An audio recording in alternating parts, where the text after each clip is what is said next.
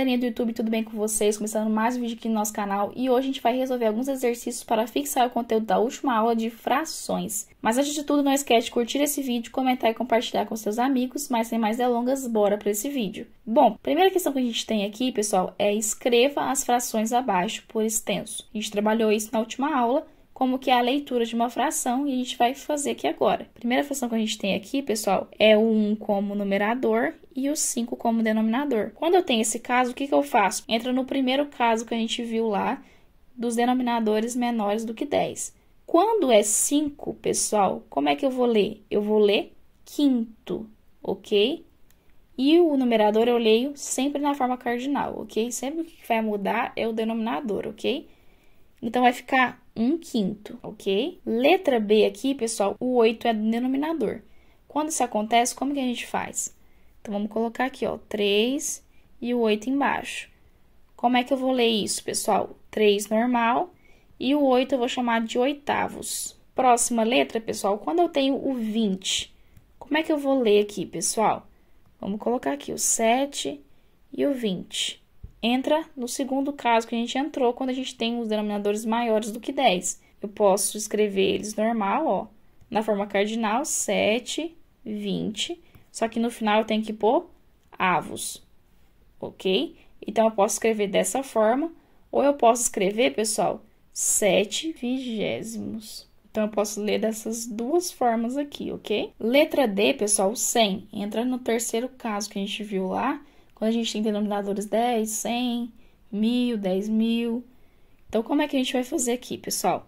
Lembrando que é uma fração decimal, ok? 5 na forma cardinal.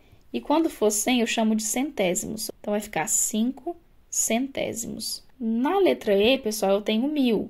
Fração decimal também. Só que é diferente do 100. O 100 é centésimo. Quando é 1000, é milésimos. Então, vai ficar 125, aí eu coloco milésimos.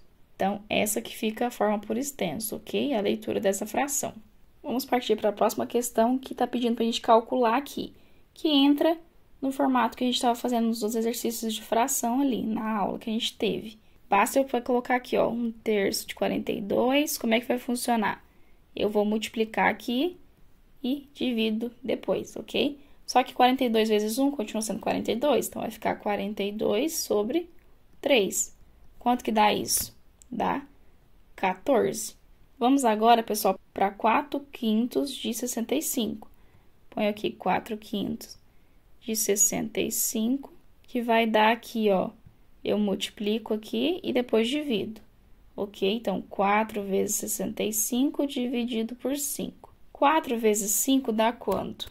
260. 265 por 5 dá 52. Próxima, 9/7 63. Então, vamos colocar aqui. O que eu faço agora? Multiplico e divido, ok? Então, 9 vezes 63 dividido por 7. 9 vezes 63 dá 567. E 567 dividido por 7 vai dar 81. Agora, pessoal, vamos para o próximo exercício que diz assim. Observe a figura e a letra A diz, em quantas partes iguais o retângulo foi dividido? Então, pessoal, vamos observar aqui. Quantas partes, pessoal? Basta eu contar, ó, 1, 2, 3, 4, 5, 6, 7, 8. Então, em quantas partes foi dividido o retângulo? Em 8 partes. Agora, a letra B pergunta pra gente, cada uma dessas partes representa que fração do retângulo? Cada uma, então, pensando em uma das partes do retângulo aí que foi dividido. Se a gente for observar, pessoal, vai ser 1 sobre 8, ok? Cada parte representa o quê, ó? Uma parte de 8. Se a gente for voltar lá pra cima, ó, a gente vai ter aqui, ó, vamos apagar isso aqui. Vai ter aqui, ó, essa parte aqui é 1 de 8, aqui é 1 de 8, aqui é 1 de 8, e assim sucessivamente, tá? Cada parte aqui corresponde a uma parte de 8 no total. Então, vai ficar 1 sobre 8. E a última letra aqui, ó, a parte pintada representa que fração do retângulo? Vamos voltar lá para cima, ó. Ele quer saber aqui agora, pessoal, a parte pintada, que é a fração que representa, ok? Se a gente for ver aqui qual que foi pintado, ó, a gente tem 1, 2, 3, 4, 5. Então, foram 5 partes pintadas de 8, ok? Então, 5 partes de 8, ok? 8 é o total de partes que foi dividido todo, que é o retângulo. E 5 partes é as partes que eu possuo, que é as partes pintadas, ok? 5 oitavos, ok? Próxima questão. Observe as figuras e diga quanto representa cada parte da figura e a parte pintada. Então, a gente tem duas perguntas aqui, ó.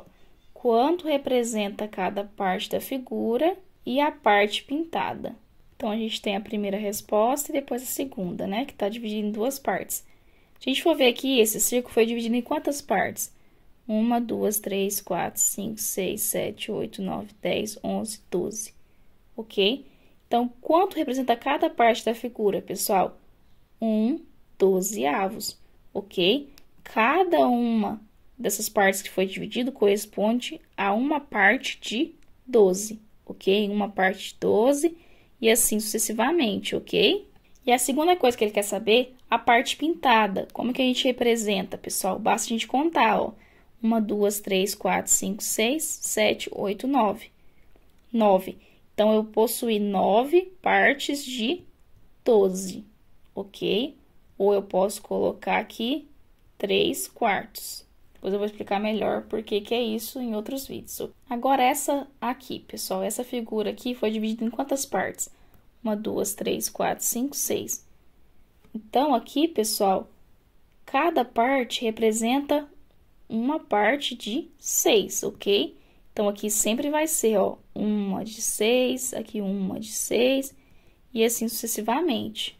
E a segunda pergunta que ele perguntou aí, que fração vai representar aqui, pessoal, a parte pintada. Então, a gente tem aqui, ó, 1, 2, 3, 4, 5. Então, foram pintadas 5 partes de 6 no total. E agora, foi dividido em quantas partes? 1, 2, 3, 4. Então, cada parte vai representar 1/4 do todo, ok? Então, aqui vai ser 1/4, aqui 1/4, aqui 1/4 e aqui 1/4. Agora, a segunda coisa que ele perguntou, qual fração representa aí a parte pintada? Que parte foi pintada, pessoal? Todas as partes foram pintadas. Então, vai ficar 4 partes de 4, ou 1 inteiro, né? Que é o todo, ok? O todo foi pintado. Próxima questão diz assim. Durante a comemoração do aniversário do Heitor, foram consumidos 3/5 do bolo. No outro dia, pela manhã, Heitor comeu 1/2 do que restava do bolo.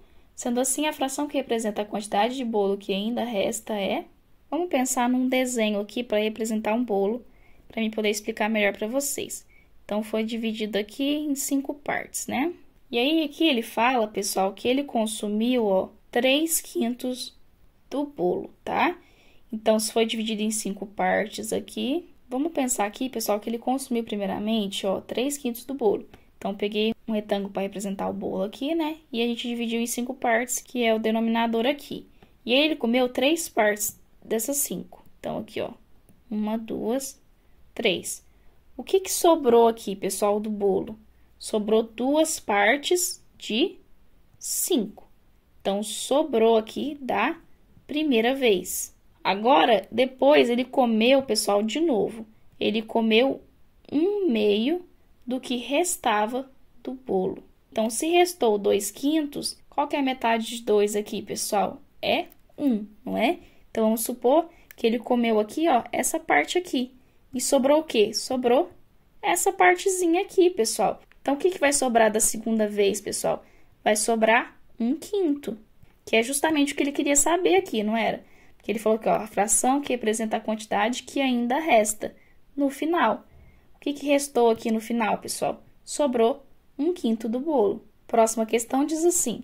Para incentivar a prática esportiva na escola, foi realizada uma pesquisa com os estudantes sobre qual é o esporte favorito dos estudantes da instituição. Dos 350 estudantes entrevistados, 200 afirmaram que o esporte favorito é futebol, 120 voleibol e o restante afirmou que prefere outros esportes. Nessas condições, a fração que representa a razão entre o total de estudantes que preferem futebol e o total de estudantes entrevistados é... Então, aqui, pessoal, ó, ele quer saber, ó, a fração que representa a razão entre o total de estudantes e o total de estudantes entrevistados, ok? Então, vamos pensar aqui nas informações que ele deu, ó. 355 estudantes entrevistados, 200 afirmaram que gosta de futebol e 120 de voleibol, e o restante afirmou que prefere outros esportes. Então, ele quer o total de estudantes que preferem futebol sobre o total de estudantes que foram entrevistados. Então, quem gosta de futebol aqui? Os 200 aqui. Então, vai ficar 200 sobre... Agora, o total de estudantes entrevistados, pessoal, foi 350 estudantes que foram entrevistados. Então, vai ficar 200 sobre 350, ok? É uma outra forma de representar a fração, que é em forma de razão, tá? Uma coisa sobre outra. Então, vai ficar, pessoal, 200 sobre 350, a fração que representa essa situação aqui que ele pediu, ou 4/7, ok, pessoal?